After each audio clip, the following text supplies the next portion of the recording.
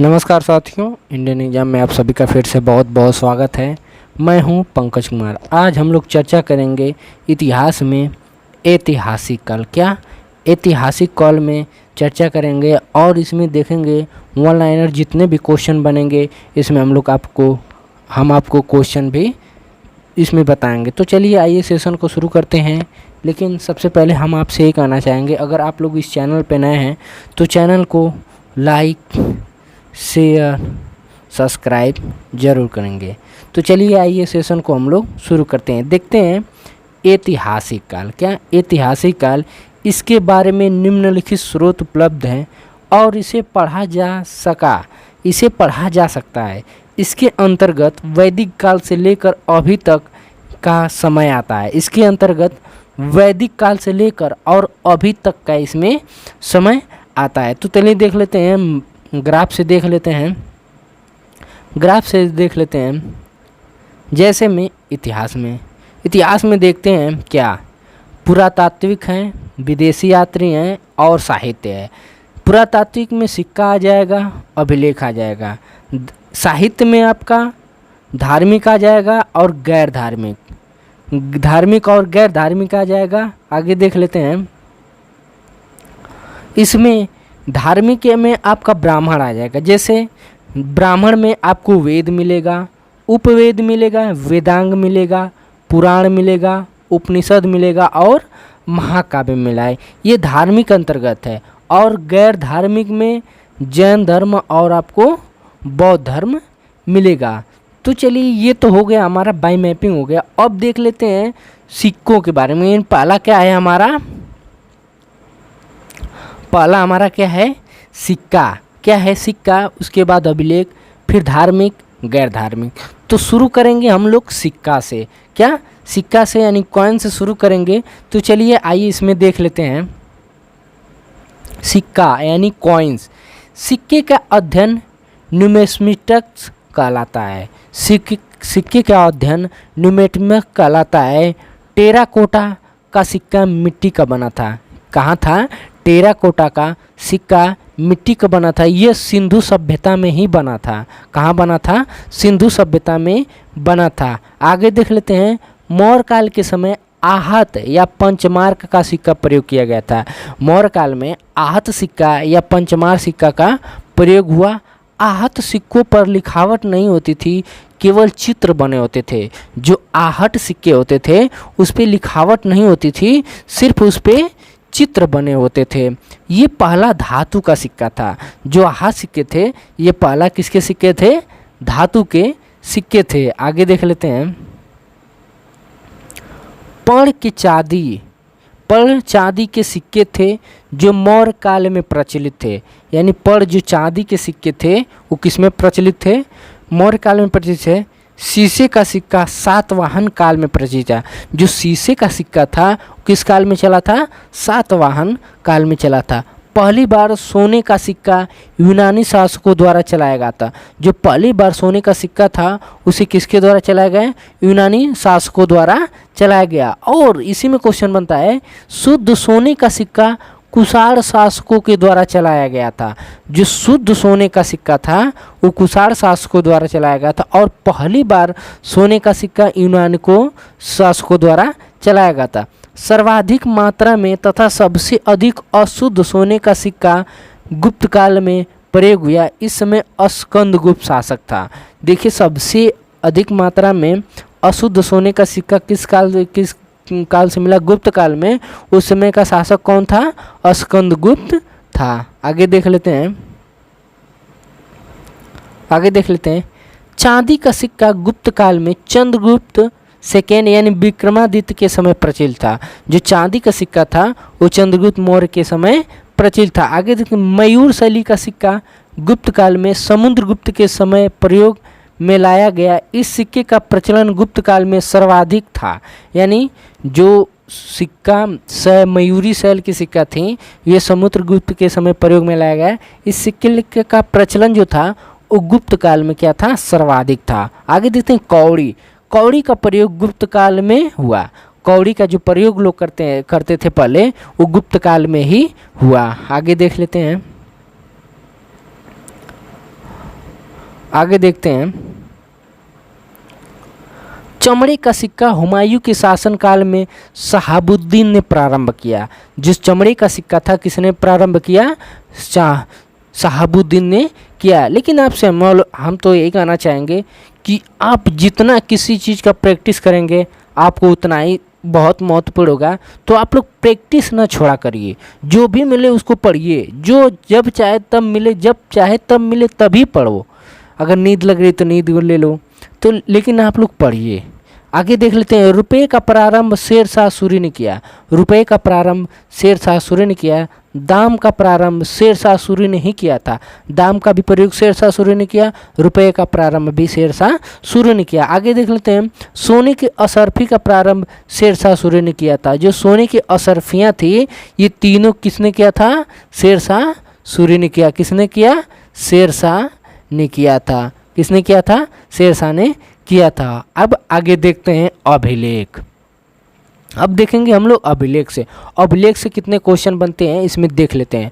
अभिलेख क्या हो गए? अभिलेख पत्थरों को खोद कर लिखना अभिलेख कहलाता है। ये तो आप लोग बेसिक जानकारी कि पत्थरों को खोद कर लिखना अभिलेख कहलाता है।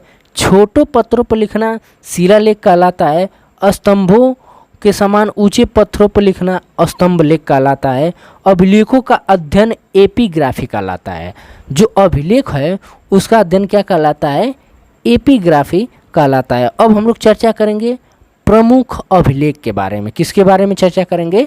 प्रमुख अभिलेखों के बारे में चर्चा करेंगे। तो चलिए इसमें देख लेते हैं। देखते हैं, विश्व में अभिलेख लिखने का प्रारंभ इराक शासक डेरिसियस ने किया था। अब देखिए यहीं से क्वेश्चन बनता है कि सबसे पहले अभिलेख पे लिखने का प्रारंभ किस शासक ने किया था? तो किसने किया था? ईरान के शासक डेरिसियस ने किया था। पहला अभिलेख बुजगोई से मिला जो तुर्क या एशिया माइनर में स्थित है। देखिए सबसे पहले अभिलेख कहाँ मिला? बुजगोई से मिला जो तुर्क या एशिया माइनर में स्थित है। अब देख लें हाथी गुफा। हाथी गुफा अभिलेख कहाँ पे है? उड़ीसा में है। हाथी गुफा अभिलेख कहाँ से है? कहाँ में है? उड़ीसा में। इसे कलिंग का राजा खारवेल ने लिखा था। इसे कलिंग के राजा खारवेल ने लिखा। इसमें कलिंग के युद्ध की चर्चा है। इस युद्ध के समय कलिंग का राजा नंदराज था। का था? कौन था? कल इस समय युद्ध के समय कलिंग का युद्ध के समय कौन था? राजा कौन था? राजा नंदराज थे। आगे देख लेते हैं, वो भी किस वंश के थे? गंग वंश के थे। आगे देख लेते हैं दूसरा ऐहोर अभिलेख। ऐहोर अभिलेख राजस्थान में है। क्या? ऐहोर अभिलेख राजस्थान में है। पुलकेशिन द्वितीय ने इसे हर्षवर्धन के विजय पर चर्चा की है। जो हर्षवर्धन का विजय था इस पे हर्षवर्धन के विजय पर चर्चा की गई। अगला देखते हैं जूनागढ़ अभिलेख। जूनागढ़ अभिलेख गुजरात में है। इसमें रुद्रदामन ने सुदर्शन झील की चर्चा की है। उस झील को चंद्रगुप्त मौर्य ने बनवाया था। जो रुद्रदामन थे, जो झील है जूनागढ़ का झील है, उस झील में उसे बनवाया था चंद्रगुप्त मौर्य, लेकिन सुदर्शन रुद्रदामन ने उसका सब सुंदरीकरण करवाया था। तो उन्होंने ये दिखाया है। अब देख लेते हैं अगला। आगे देख लेते हैं प्रयाग अभिलेख जो इलाहाबाद में है। प्रयाग अभिलेख, इससे स्कंदगुप्त ने अपने विजय अभियान की चर्चा की है, यानी विजय अभियान की चर्चा की है। अब देखते हैं स्तंभ लेख, पिलर वाला। क्या? पिलर अभिलेख जिसको कहते हैं। यह स्तंभ के समान ऊंचे होते हैं। इसे हेलियोडोटस गरुड़ध्वज स्तंभ लेख एमपी में पाया गया है। हेलियोडोटस और गरुड़ध्वज अभिलेख कहाँ पाया गया है? एमपी में पाया गया है। इसे भागभद्र ने भागवत धर्म की जानकारी दी है। इसमें भाग जो भद्र थे उन्होंने किसकी जानकारी दी है?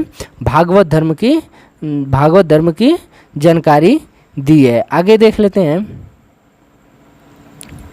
आगे विदेशी यात्रा द्वारा भारत का वर्णन। जो विदेशी यात्री थे उनका वर्णन देखते हैं। अब देखते हैं हेरोडोटस। हेरोडोटस जो इतिहास के पिता हैं, इन्होंने हिस्टोरिका नामक पुस्तक का लिखा था। अब बात करते हैं मेगस्थनीज। मेगस्थनी इंडिया नामक पुस्तक लिखे।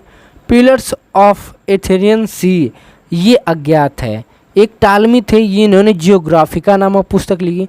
प्लिनी इन्होंने नेचुरल हिस्टोरिका नाम लिखा, यानी प्लिनी जो थे इन्होंने नेचुरल हिस्टोरिका पुस्तक की रचना की थी। अब बात करते हैं अलबरूनी। अलबरूनी की देख लेते हैं।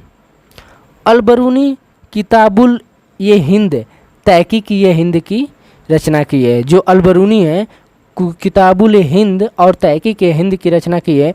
मार्को पोलो चीन का यात्री था। मार्को पोलो चीन का यात्री था। फाहियान फोक्यूकी ये चंद्रगुप्त सेकेंड के समय था। फाहियान फोक्यूकी के समय था। वेनसांग सीयूकी ये हर्षवर्धन के समय था। ये हर्षवर्धन के समय था। तारानाथ तारानाथ कायुंगर यानी तंगयुंगर क्या था, तरियुंगर का था। आगे देख लेते हैं फाहियान के बारे में। अब इन सब लोगों के बारे में डिटेल जान लेते हैं। फाहियान 399 ईसा पूर्व फोक्यूकी पुस्तक का रचना किया। ये विक्रमादित्य सेकेंड के समय दरबार में आया था। इसने उस समय भवन तथा कौड़ी की चर्चा की।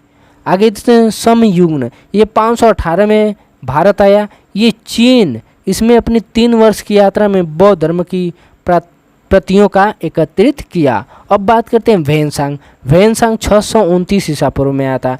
इसने सीयूकी नामक पुस्तक रचना की। ये हर्षवर्धन के दरबार में आया था। वेनसांग 629 में सीयूकी नामक पुस्तक की रचना की है, हर्षवर्धन के दरबार में आया था। आगे देख लेते हैं।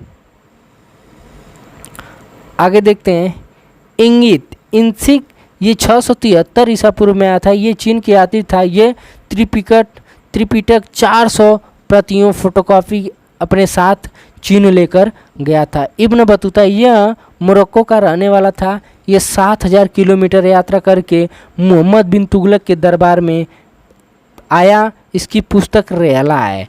इब्न बतूता की पुस्तक क्या है, रेला है। अब्दुल रज्जाक ये फारस का रहने वाला था जो विजयनगर के काल में आया था। इसके पुस्तक का नाम था मतला ए शाहीन। यह कृष्णदेव राय के दरबार में आया था। अब हम लोग देखेंगे साहित्यिक स्रोत। साहित्यिक स्रोत में देख लेते हैं। निम्नलिखित स्रोत साहित्यिक स्रोत कहलाता है। प्राचीन इतिहास की जानकारी का यह सबसे बड़ा स्रोत है। देखते हैं पहला गैर धार्मिक स्रोत। इसका संबंध किसी धर्म से नहीं रहता अर्थात अर्थशास्त्र। धार्मिक स्रोत इसका संबंध किसी न किसी धर्म से रहता है। गैर ब्राह्मण वैसे स्रोत जिनका संबंध हिंदू धर्म से न रहता है उसे गैर ब्राह्मण कहते हैं। आगे देख लेते हैं हम लोग। आगे देख लेते हैं जैन साहित्य। ये प्राकृतिक भाषा में मिले हैं। इन्हें आगम कहते हैं। उदाहरण ये 12 अंग 12 उपांग और अचारांग सूत्र, भगवती सूत्र, कल्प सूत्र आदि पुराण है। बौद्ध साहित्य। बौद्ध साहित्य का पाली भाषा में मिला। इसके जातक ग्रंथ महात्मा बुद्ध के पूर्व जन्म 200 कहानियाँ हैं।